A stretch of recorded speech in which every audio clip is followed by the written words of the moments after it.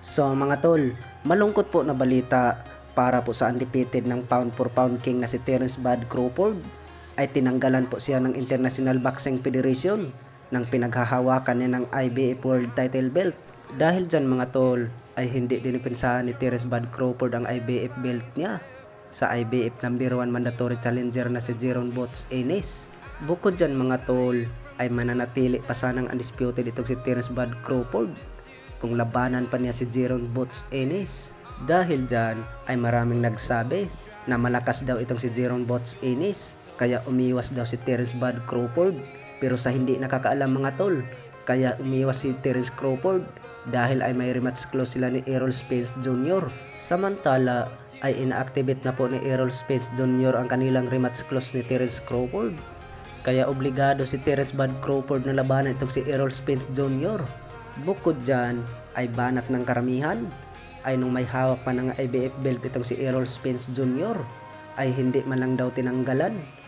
Ay matagal ng number 1 mandatory challenger sa IBF itong si Jeron Butch Ennis. Bukod dyan mga tol ay mahigit isang taon hindi napalaban itong si Errol Spence Jr. nung may hawak pa niya ng IBF belt pero hindi tinanggalan. Bukod dyan mga tol, sa hindi nakakaalam ay sa mismong IBF website po natin nakikita ay wala po sa listahan dito si Terence Crawford at bilang champion ay si Jeron Butch Ennis.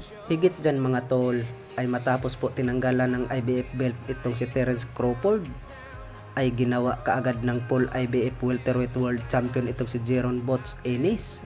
Sa kabilang banda naman mga tol, ang ating pambatong former 3 division world champion angas ng Pinas Janrel Casimero ay maraming nagsabi mula daw umalis sila sa MP promotion ay marami na daw naipundar ang angas ng Pinas, ay marami na daw nabibili ang angas ng Pinas Janrel Casimero sa kanilang probinsya sa Ormoc City at may sarili ng boxing gym. At banat din ng karamihan mga tol ay kung hindi daw umalis ang angas ng Pinas Janrel Casimero sa MP promotion ay matagal na daw itong nakalaban ang pambato ng Japan ng The Monster na Oya Inoue.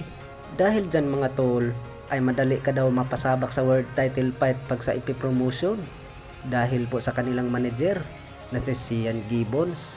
At banat din ng karamihan mga tol kahit hindi pang world title fight ang laban ng angas ng Pinas Janrel Casimero ay limpak-limpak pa rin ang salapi na maiuwi niya dahil ay malaki naman talaga ang ibibigay sa kanyang promoter na si Masayuki Ito.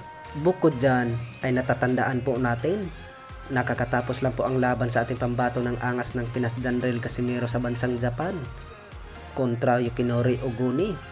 Sa hindi nakakaalam mga tol ay pag-uwi nila sa Ormoc ay nagbigay siya ng sakusakong bigas katas ng Yukinori Oguni ng Japan. So mga tol, maraming salamat sa walang sawang suporta sa Romney Boxing Sports. Kung sino pag hindi nakasubscribe dyan mga tol, pwede tayo makahingi ng subscribe at meron din tayong Facebook page Romney Boxing Sports. So maraming salamat mga tol.